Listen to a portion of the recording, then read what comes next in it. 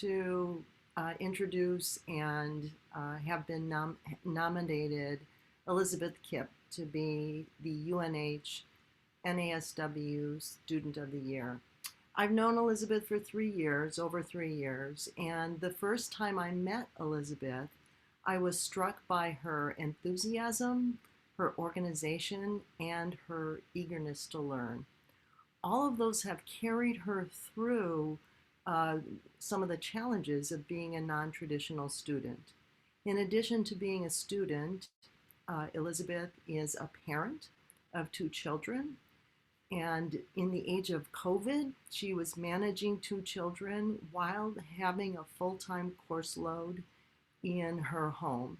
When in Zoom sessions or in advising sessions, I was really struck because she had organized her home so that different rooms in her house had different subjects. And I was, so she had them up. It was very fun. She's also a spouse of an active duty military officer. And in addition to that, she has had 2 part-time jobs. All of those things she's done, but and has continued to hold a GPA of 3.8. So one of the things that Elizabeth has is tremendous capability. And because of her capability, although she may not recognize it, she is regularly asked to participate in events and also be a leader. Sometimes she actually says no, but she's also she's reluctant to say no because she always wants to learn. So she's the student rep for the UNH faculty meetings.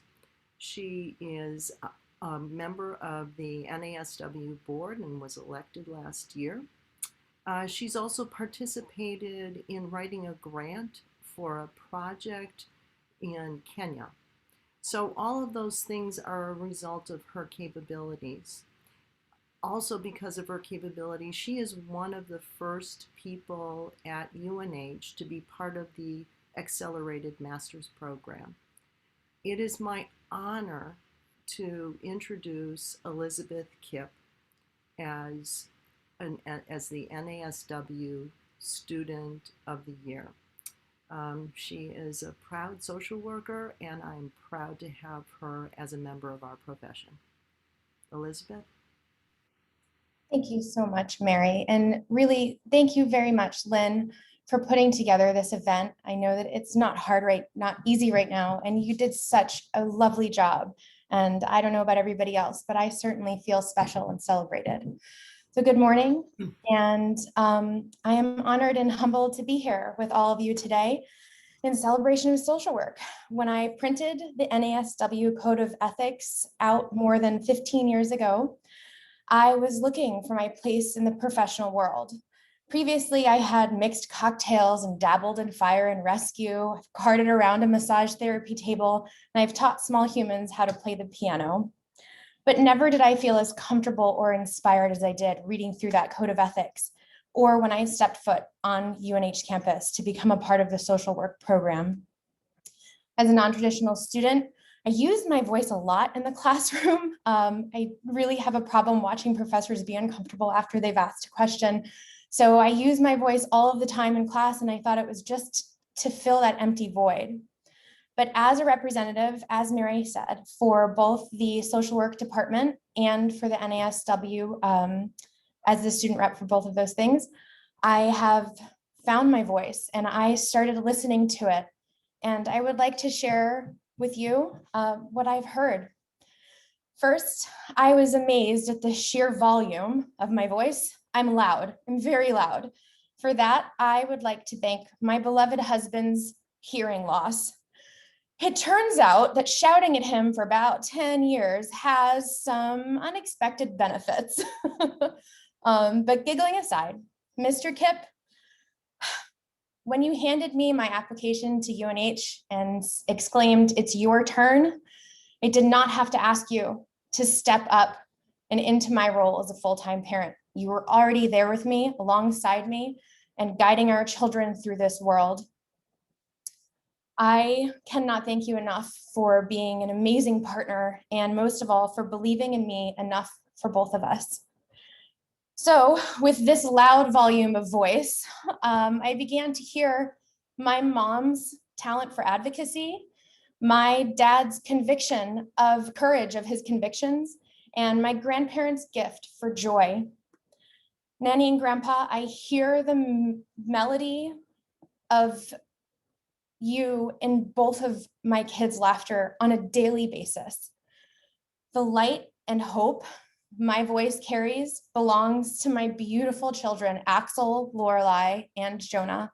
Thank you for teaching me how valuable and powerful even the smallest of voices can be. And more importantly, thank you for helping me understand that I have to stop talking so that I can hear with intention and listen with my head and my heart. To my sister Katrina and my sweet friends, Aaron and Tracy, your powers in the art of listening are unmatched. Thank you so much for picking up the phone and cheering me on. I am grateful for the social work department's commitment to the students at UNH, especially my advisor, Mary Bannock, who graciously nominated me for this prestigious award. My goal at UNH has been to extract knowledge at absolutely every moment possible. And it was professors like John DeJoy and Dr. Carter who really expected their students to not just fulfill the requirements for our degree, but to learn about the heart and the core of social work. I'm very grateful to both of you. As for my fellow students, after seeing you in action on campus, I am excited to work with you in this amazing field. Thank you for accepting my momness and embracing me despite my wrinkles and gray hairs. Each of you are special to me, and I hear you along with our professors in this newfound voice. I am not the UNH Student of the Year at NASW without any of you. Thank you again, and I look forward to serving with you and advancing the values of NASW for the future.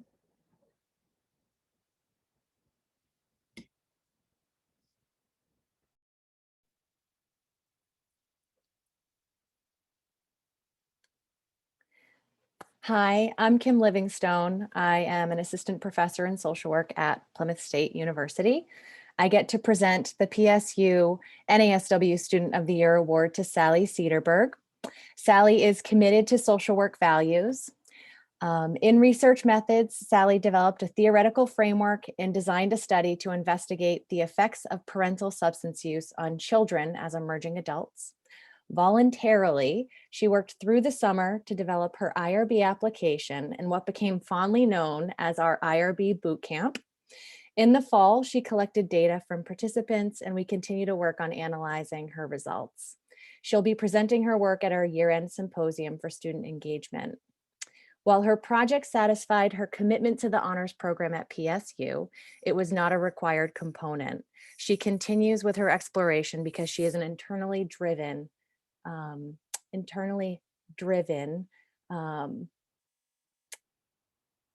she's internally driven to better understand the problem.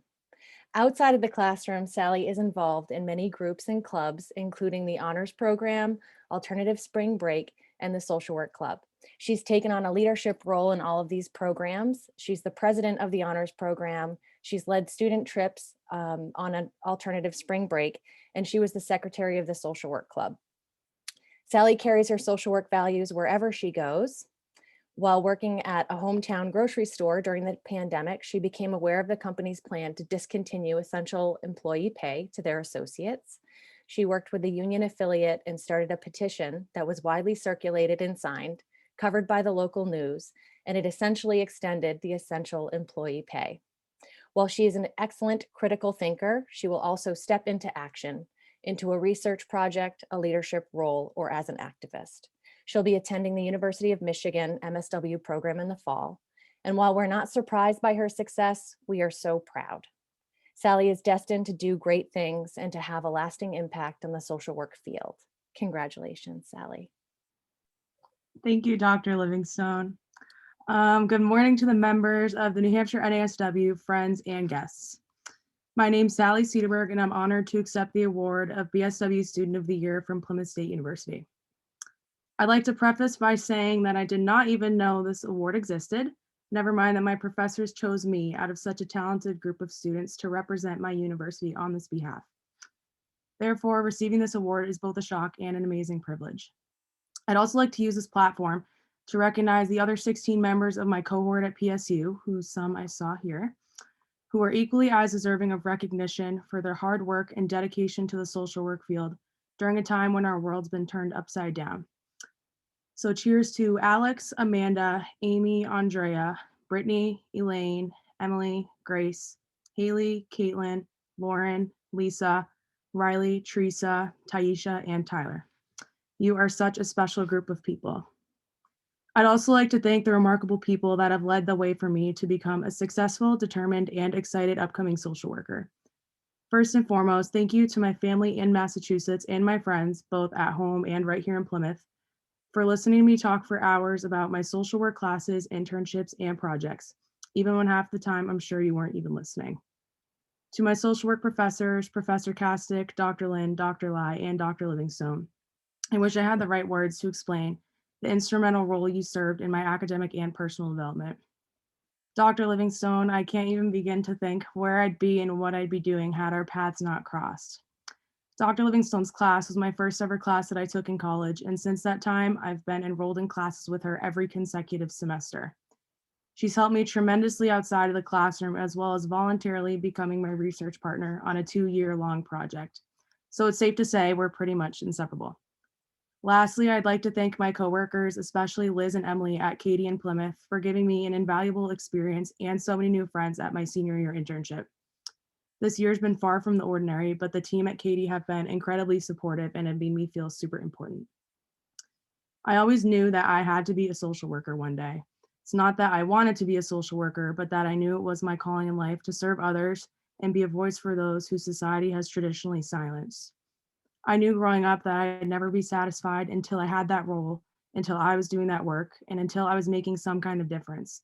So it's crazy for me to think that what I've dreamt of my whole life is almost here. I wasn't sure if it'd be possible though. For one, I wasn't good at anything involving school as I grew up, and people convinced me that I was just stupid and incapable of ever being smart. Additionally, college isn't something my family's ever done before. People made me think I was going to follow in their footsteps and settle for whatever was the easiest option for me.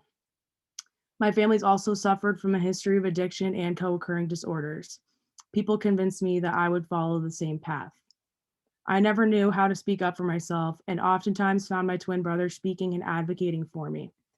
People made me feel like I'd always be a shadow or just background noise. And although he's a very successful and awesome guy, I'm just not interested in being his shadow. But what all these circumstances have in common is that other people have tried to determine my future for me. It wasn't until I moved to New Hampshire in 2017 where I found my strong, powerful, and loud, sometimes too loud, of a voice. I figured out that I'm actually awesome at school, especially when I'm lucky enough to go into a classroom and learn about the things I love. I grew confidence in being a first-generation college student, and that's a title I hold with pride.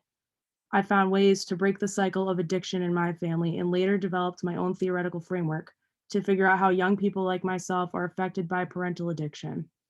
My point is that too often we allow the negative energy from other people to consume us to the point that we actually believe what's being said. We lose our sense of resilience and empowerment, which makes us succumb to the untruthful and unwanted legacy that people have created for us. In this field especially, it's so important to have a voice for yourself in order to have one for others. And to me, that's what makes social work so special.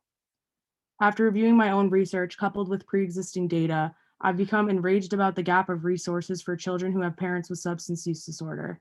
There are not nearly enough services available to help young people cope with the trauma that's often characterized with having a parent who's using drugs or alcohol. When considering the effects of addiction disorder on a victim, we must also take into account the impact on their family, because treatment of only the person who's actively using is limited in effectiveness. There's more than 8 million children in the United States alone that live with at least one adult who's suffering from substance use disorder. Children who experience this trauma and the many adverse childhood experiences that follow are at heightened risk for depression, anxiety, behavioral problems, and other health risks, including being 4 times more likely to develop an addiction themselves. This problem cannot be fixed overnight, but having the conversation is the start. So I'm hopeful that in my time in the field, I'll be able to condense this gap and get children the help they need, much like I once did. As I prepare to move to Ann Arbor in the summer to get my MSW at the University of Michigan, I can't help but be grateful for my experience at Plymouth State and with Katie for providing me with the transferable skills I've learned, as well as the confidence to move forward with my education. My experience in the program has allowed me to trust the next chapter of my life because I'm the author. Thank you again to my professors, friends, colleagues, and the NASW for taking a chance on me, and congratulations to the other award recipients.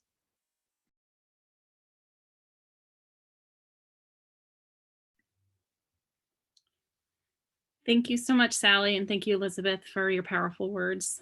And I hope that you're reading those amazing notes in the chat box when you have some time to look through. So it's really exciting. And with a year that felt really long, it's amazing to see the hope that we have in this Zoom room right here. So my name is Trish Cox. I'm assistant clinical faculty at University of New Hampshire. And it's my honor and pleasure to be presenting Gina Apgar as MSW Student of the Year. Gina is a student who makes us work harder as teachers and want to be better social workers after every conversation and paper we read. From the very moment I spoke with her about wanting to enroll in the LEND program, which is a separate certificate and separate program, we had a conversation about, why don't you get your master's while you're at it? And now 24 months later, Gina is at the end of her journey of not only finishing the LEND program, but also finishing her master's in social work. Every step of the way, she exhibited leadership skills and great poise and dignity throughout her time. She's a constant advocate for social change to make the world a better place for children and families. Her work at Partners in Health pre-MSW entrenched her in the very messy systems that social workers need to be able to navigate. She became skilled in navigating and in networking with people to help her and clients get what they need. She works hard and thinks about problems as puzzles. She's one of the most determined people I have met and I have enjoyed so many conversations with her about networking for good. Her time in the MCH LEND program, Gina was a leader in many of the system's conversations. She's been there with families in the medical model and the school systems, and is a strong advocate for people with disabilities and families with complex medical needs. In years, I look forward to seeing Gina change systems across New Hampshire to make them more family and person-centered. The community she builds is one we all want to live in. Congrats, Gina. We're so proud of you at UNH, and we look forward to seeing what you have to come.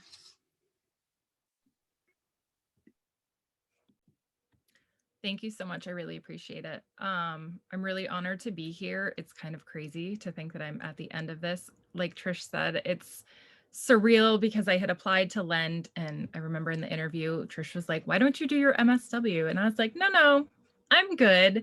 And then I took it home to my husband, and he's like, you can't give up this opportunity. You have to do it. We'll figure it out. We'll make it work. And we did, and I'm here. And similar to Sally, I had a really difficult, I don't want to say difficult, but untraditional childhood in which I was always told by family that I would not amount to anything. And I dropped out of high school, which was not unexpected. So it's really cool to be here now with a master's degree, and my 16-year-old daughter is here in the background somewhere. So hi, Gianna. So it's really cool, except for the fact that during that quiz, she outscored me on some of those. So that was really fun. So I'm just really grateful to be here. I could not be here without the support of Trish and all of the faculty at UNH. Lindsay has been amazing as my supervisor this year. Dr. Brewer took me under her wing as a graduate assistant and has been a remarkable mentor as well. And I can't even speak highly enough of all of the colleagues that I've had. All of my peers on my program are absolutely phenomenal to work with. And I'm so excited that it doesn't end here, that I will continue those relationships with them thereafter. So that's really exciting. So I'm so grateful for my family to have supported me through this. I'm so grateful for the faculty at UNH who probably won't be able to get rid of me, because I will always be here in the background, excited to do more things and take on students or whatever I can do to contribute. And I really look forward to working with all of you as colleagues in the near future. So thank you so much for being here.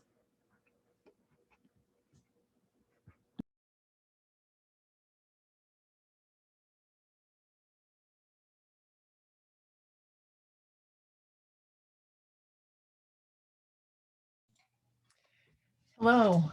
Um, my name is Nancy Sheridan, and it is my honor to nominate my friend Leanne Prentice as New Hampshire NASW's Citizen of the Year.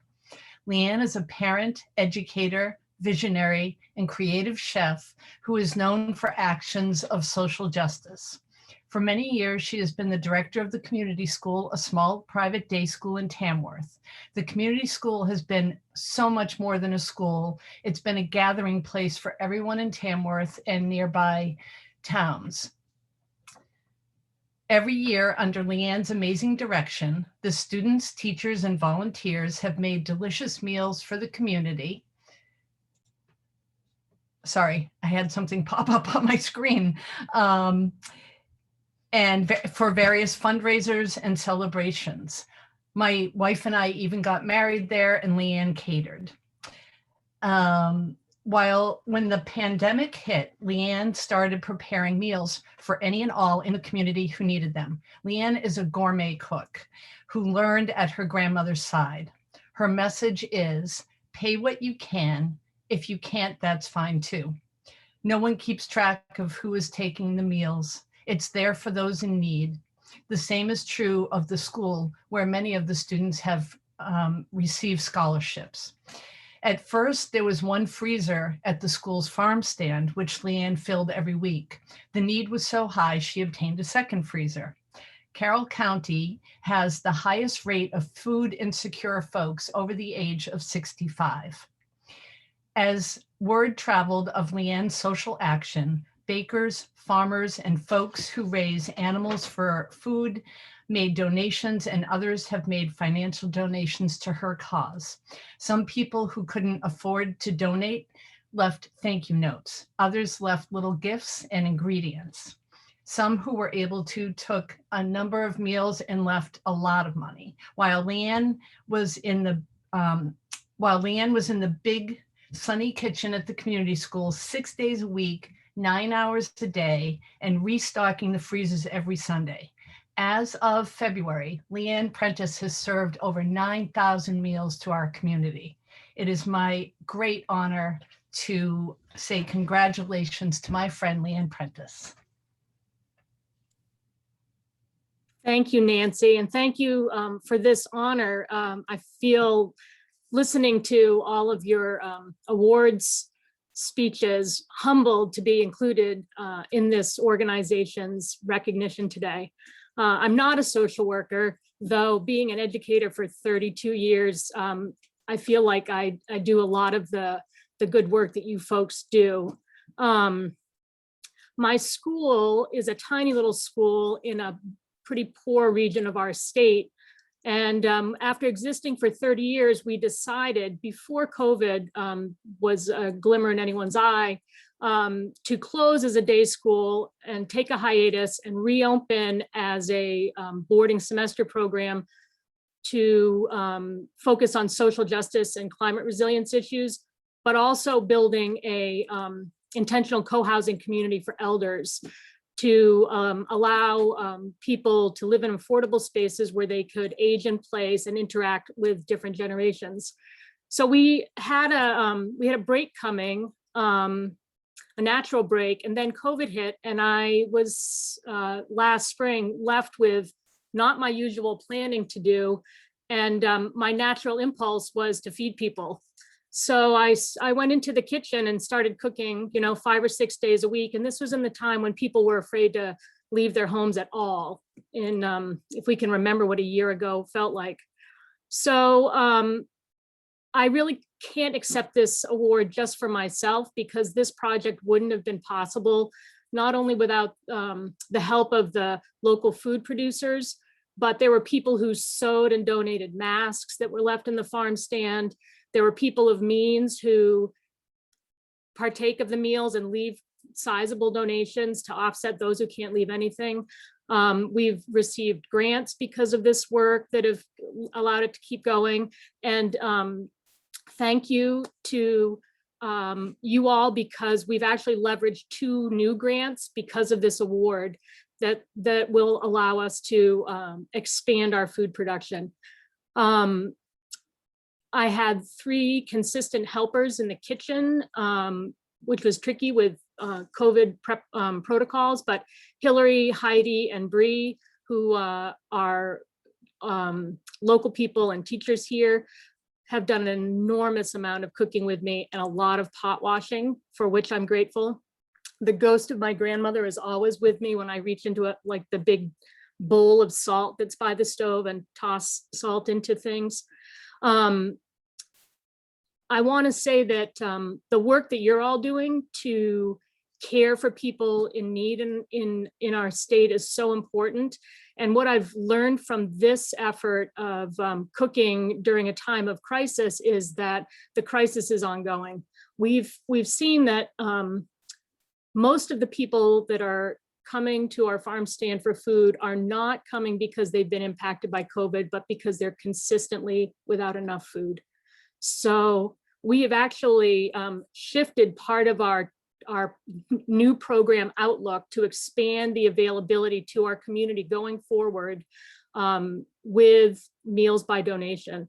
So I just met with a builder this past week to think about our design for our dining room, which was going to be big enough to accommodate our students and the elders living in the co-housing community on our campus, to build it out a little bit more so people from the community can come in and be part of that social experience, but also to continue to partake of really delicious, wholesome food based on whatever, or if they can afford to pay.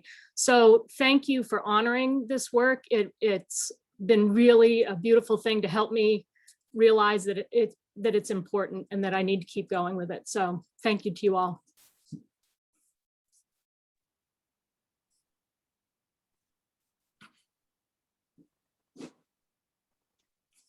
This has been so wonderful, and we are almost out of time. So I'm actually going to cut my introduction shorter than I planned. I have the great privilege of introducing the Social Worker of the Year, Stephanie Savard. And she's got so many great things I could say about her, but I just wanted to share a few more stories than anything else. We know that homelessness has been a serious crisis during the pandemic, and Stephanie has been working in this field for 25 years. She's passionate about the work she does, and she's a great leader in our state. She upholds social work values and elevates the profession while representing us as an administrator and a clinician. She believes in the potential of the people that she works with. And recently, a former client of Family in Transition was talking about Stephanie and said, "When I first arrived at FIT, Stephanie said to me, 'We are going to love you until you can love yourself.' And they did. They caught me every time I fell." Another woman who received services at FIT said, "Stephanie is the person I call when I need to hear someone say they're proud of me." In addition to the work Stephanie does to elevate the people who are unhoused or in need of substance abuse or misuse treatment, Stephanie is also an exemplary colleague. One of her peers said, "Stephanie is always available to talk about work happening in New Hampshire, to explore partnerships, or just commiserate when the work is hard. Stephanie is the type of person who lights up a room when she enters it. We are proud to call Stephanie a social worker, and she deserves recognition for the essential work she's been doing in our state. So congratulations, Stephanie, on being NASW's 2021 Social Worker of the Year." Whew. All right, thank you so much. I have to say, those who know me really well, that attending the Oscars is on my bucket list. So today kind of feels like the Oscars because you're all on TV screens and NASW is so generously honoring me with this award. So since this is my version of the Oscars and we're running out of time, if you hear music cueing me to end my speech, just pretend I'm Sally Field and give me one more minute, okay? You take as long as you need, Stephanie. You take as long as you need. All right, Lynn. When I think about what brought me to social work, I first think about what I wanted to be when I grew up. My family will tell you that for some weird reason, I was obsessed with training dogs in the circus. Now, there are certainly days that I know my coworkers would say our work feels like a circus, especially this past year. But I'm thankful that I didn't take the journey to Barnum and Bailey. I later became focused on the story of Helen Keller. Now, interestingly, it wasn't Helen that intrigued me, it was her teacher, Anne. And while my family got a kick out of the fact that I was running around telling people I wanted to be a blind teacher, I still believe my fascination with the helping profession was kick-started right there. In high school, somehow I landed in a psychology class.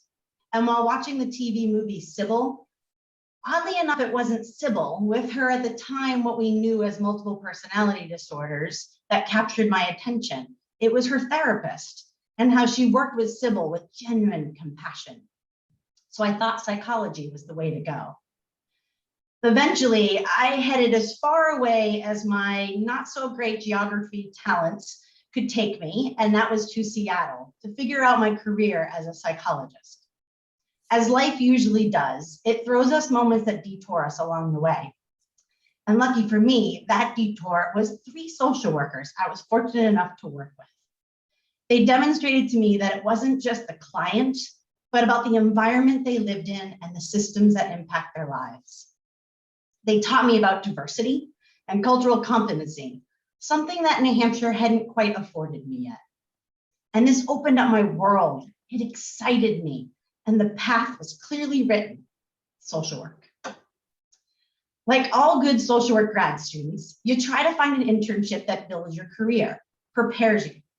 And under the guidance of a really smart sister, she was encouraging the feminist in me. So I decided I wanted to work with pregnant women who were struggling with addiction.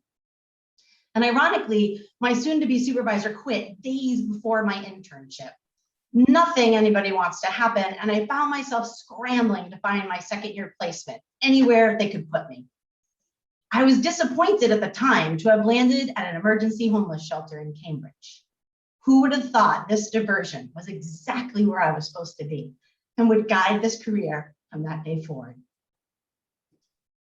I must admit, I often thought this social work award was for social workers that had long careers in the field. I didn't see myself in that category, but I guess 25 years does actually equal a long career. You can feel free to put in the comments how young I look. Yet that journey of 25 years at Families in Transition has been filled with so much, the most important being the people we've supported and served. As an agency and some pretty unbelievable staff that I get to work with, we recognize that their stories matter. We understand that their current experience doesn't define them, it's only a piece of the journey. And we see their unbelievable resilience.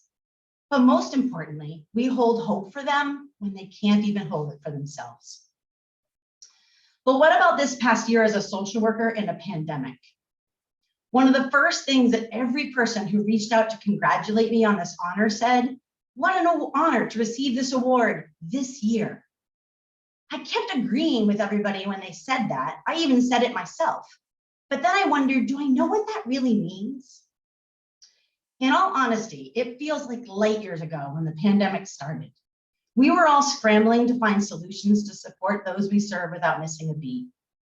So it's important I take a minute to explain that experience.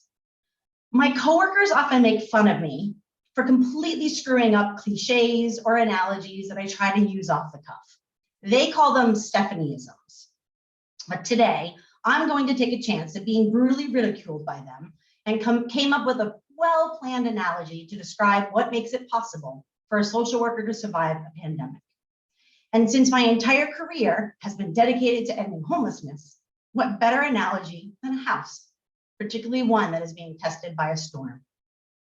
So first, we needed a sturdy foundation. These are the skills we learned to build a solid core to withstand any element. For me, that started with being fortunate enough to have parents who were role models in the concept of you just roll up your sleeves, be willing to do the hard work, and don't quit. This foundation they built for me is what helped ensure that my house had the strength most days to withstand the weather. Next, the house needs sturdy walls and solid framing. For me, this came from both my education at Boston University and throughout my career by all the amazingly smart mentors who I was fortunate enough to be surrounded by. They gave me the tools I needed for this work, taught me to think outside the box, and showed what a collaboration can do to make a difference. And to be honest, sometimes we learn just from trial and error. I could say we were winging it because some days it felt that way, but in reality, we already had the framing of a well-built house. We just needed to know how to adjust it each time. And then there are the windows. This is an important feature of a house because it helps you see both into your space, but more significant is being able to see out into the world. And for me, this has been my coworkers, both past and present, who have helped me look out the window and consider what is possible, even when the view is clouded. They've shared hysterical laughter, the deepest tears, and the times of unbelievable joy. They've looked out the window and they saw inequities that were unacceptable and joined together as a team to address it. They have made the hardest work lighter and have been treasured people in my life. I thank each one of them, you know who you are, for being such an important part of opening the windows in my house.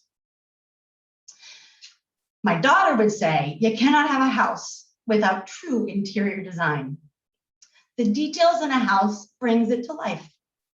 This is the part that makes a storm feel more manageable because it's comforting inside the house. For me, that's always been my friends, the ones who let me vent, taunt me with pure sarcasm, walk with me to change the scenery, group texts that make me laugh, have gifted me with countless hours of phone conversations on the car ride home, and in true friendship fashion, keep me grounded. They always bring color to my world, and I so greatly appreciate that. And finally, I don't know if I can explain it easily, but I know you all will understand what I'm talking about when I say that there's just something that shores up a house the most. And it's the thing that makes it feel like home. For me, that's my family, my husband, Scott, my kids, Mackenzie and Mason. They are the thing that makes my house the most important place in the world. They are my home. We social workers have built strong homes that have helped us withstand the toughest storm we ever imagined this past year. So I celebrate all of you who have created houses that have been a refuge, not just for yourself, but for all those whose own homes are not quite in a place to withstand a storm alone. You are social workers, and I'm proud to have my home with all of you. Having this honor come from my peers at NASW truly makes it feel at the level of my own Oscar. And for that, I thank you very much.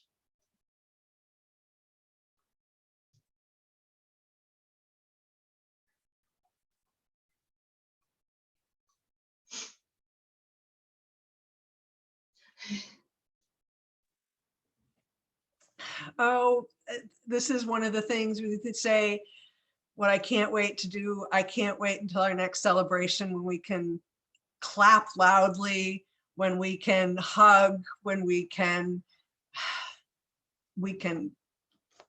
actually be together. So congratulations, Elizabeth, Sally, Gina, Leanne, Stephanie. You make us so proud. I'm just honored. I'm honored to be a part of this community. So thank you all for joining us.